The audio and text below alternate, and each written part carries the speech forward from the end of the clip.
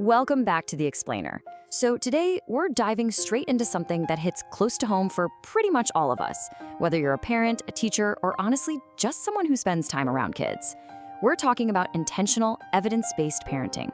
We're gonna look closely at the research behind how we raise kids, but look, I wanna set the tone right out of the gate here. Parenting is hard. It is incredibly hard. There is absolutely no such thing as a perfect parent. And this explainer, it isn't about judgment or mom guilt or dad guilt. Instead, it's about looking at the actual data to see how really small, intentional shifts in our daily routines can have just a massive impact on a child's development. Okay, let's dive into this, because this is where the research gets truly fascinating. What if the things we do completely on autopilot, the habits that feel like quote-unquote good parenting, are inadvertently causing the exact behaviors we're pulling our hair out trying to prevent?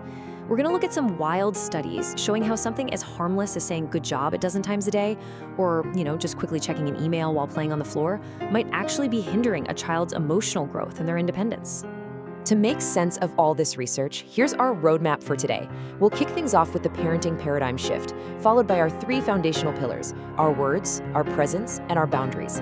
And finally, we'll tie it all together with raising confident kids. Let's get into it. Part 1, the parenting paradigm shift, moving from just managing behavior to fostering real connection. For generations, parenting was pretty much viewed as just simple behavior management, right? Just getting kids to comply, to sit still, to be quiet. But modern psychology is urging a massive shift toward deep connection instead. And to understand why this shift is so crucial, we really have to look at what's at stake. Take this incredibly sobering study highlighted by CNN, originally published in the journal Child Abuse and Neglect.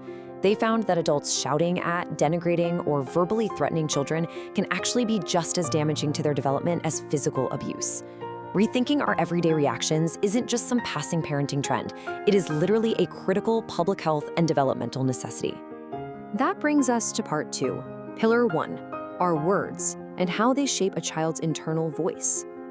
The way we speak to children is so powerful because over time, our words actually become their internal voice. Which leads us to a pretty provocative question. Are we accidentally creating praise junkies? Author and researcher Alfie Kohn has looked extensively into the hidden dangers of our favorite verbal reflex. Constantly saying good job every single time a kid does literally anything. Kohn actually outlines 5 distinct research-backed reasons to drop the good job habit. First, he argues it manipulates children. It's essentially a form of sugar-coated control just to make our lives easier. Second, it creates those praise junkies who become entirely dependent on external validation rather than trusting their own judgment. Third, it literally steals their pleasure. Instead of feeling their own organic joy about a painting or a block tower, they immediately look to us for a verdict. It also causes a loss of interest. Studies show the more we reward kids for an activity, the more they lose interest in the activity itself. And finally, it actually reduces overall achievement because kids will just stop taking creative risks just to keep the safe compliments flowing. And this brilliantly illustrates the alternative. Think about it. The traditional good job is ultimately an evaluation, right? It's a judgment, even if it's a positive one. Compare that to simply saying, you did it. That is an evaluation-free observation. When a toddler finally manages to put on their own shoes and you say, wow, you did it, you're letting them take internal pride in that accomplishment. You're showing them you notice them without forcing them to rely on your personal stamp of approval.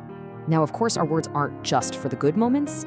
They are absolutely crucial when kids are having a total meltdown. The Center for Perinatal Health provides this highly practical 4-step sequence for de-escalating tantrums using intentional words. Step 1, show you see the upset, literally to say, I see you are upset. Step 2, use a feelings word. You look really angry. Step 3, pause. Just wait and let them process those first 2 steps. And then step 4, help problem solve by asking if they need a break, want to try again, or need some help. Doing this actually shifts their brain from irrational, hot emotion back over to rational problem solving. Moving on to part 3, pillar 2, our presence, the real cost of our modern distractions.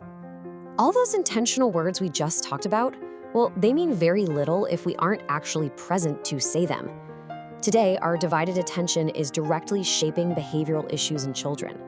The EPRI International Journal of Multidisciplinary Research uses this incredibly striking term for our modern divided attention, Technoference. It's defined as the interruption of parent-child interactions due to digital device use. It's when parents are physically sitting right there in the room, but they're emotionally totally absent because they're staring at their smartphones during critical caregiving moments. The research details the ripple effects of this technoference, and honestly, they are significant. Because interactions are constantly fragmented, we're seeing actual delays in language acquisition. We see insecure emotional attachment because we keep missing our kids' subtle emotional cues. We obviously see compromised child safety just due to physical distraction. But perhaps most notably, we see a huge increase in behavioral outbursts. Think about it. Children are hardwired to need caregiver attention. If we are completely absorbed in a screen, a child quickly figures out that acting out aggressively or throwing a massive tantrum is the absolute most reliable way to break through that digital distraction and get our eyes back on them. But presence isn't just about putting the phone down. It's also about providing a consistent, predictable environment for them. There's this fascinating study from Penn State University that looked at bedtime routines. They found that a child whose bedtime varies by just 20 minutes shows significantly better emotional and behavioral control than a child whose bedtime fluctuates all over the place. Just 20 minutes. It turns out that a consistent routine combined with a parent's responsive presence actually does more for a child's emotional regulation than even the total duration of the sleep itself. That's huge. Part 4. Pillar 3. Our boundaries. Because connection without limits is a recipe for disaster. Now, what's really interesting about this slide is how visually it breaks down a very common misconception. We've talked about warmth, words, and presence, but connection without structure is a major problem. According to resources like Childcare Ed, people constantly confuse gentle parenting with permissive parenting. True gentle parenting combines high warmth with firm, consistent limits. It's highly respectful, but the rules absolutely still apply.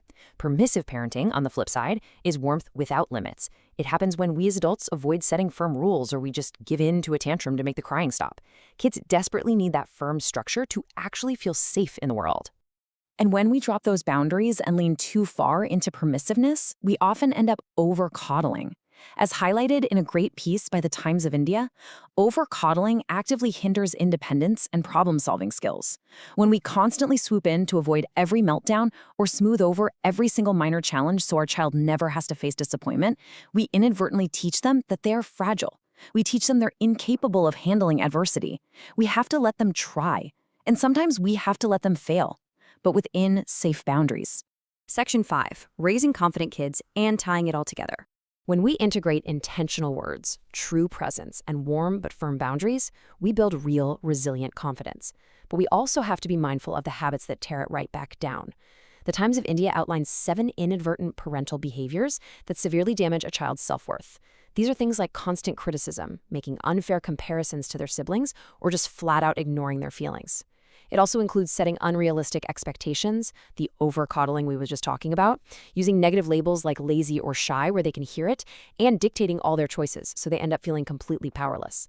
Just avoiding these habits, that is half the battle won right there. As we're working hard to build that confidence, there's a trap we have to avoid. We must be careful not to confuse raising a compliant, easy kid with raising a people pleaser. Strong for Life clarifies this absolutely crucial psychological difference. True kindness is rooted in mutual respect. People-pleasing, on the other hand, is often actually a trauma response. It involves making yourself small and constantly ignoring your own personal needs out of a deep fear of rejection or abandonment, just to keep everyone else happy. And that inevitably leads to massive anxiety and burnout later in life. So to empower parents to prevent this, Strong for Life offers 4 really actionable steps. First, provide unconditional love. Make absolutely sure they know your love isn't dependent on them being easy or good. Second, validate all their feelings, even the really inconvenient ones. Third, model assertiveness yourself. Let them actually see you setting healthy boundaries with others. And fourth, normalize disagreement. Teach your kids that it is perfectly okay to respectfully disagree with others and that they never have to abandon their own identity just to be loved. So the crucial point is this: parenting isn't an exact science. Nobody gets it right 100% of the time. It is not about perfection. It's about intentional connection, repairing things when we inevitably mess up, and just learning alongside our kids. By rethinking our words, guarding our presence against distractions, and holding kind but firm boundaries, we really can change the entire trajectory of their development.